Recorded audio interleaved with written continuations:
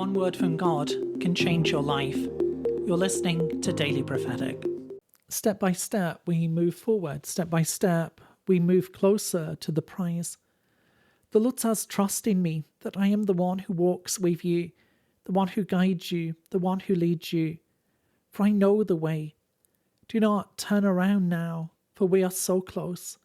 Continue upon the path which is before you.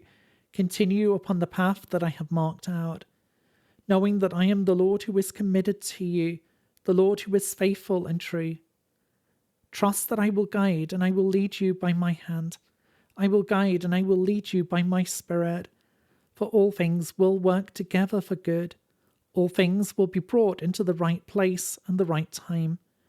I'm bringing a change of circumstances, a change of seasons. Do not be afraid, but keep your eyes upon me, knowing that I am walking with you, knowing that as you walk with me, you will not miss the work that I am doing. You will not miss the things which I'm bringing forth in your life. For I am the Lord who brings my glory to you, the Lord who shines a light of my love upon you. To receive a personal word, click on the link in the top left of the screen or visit requestword.com.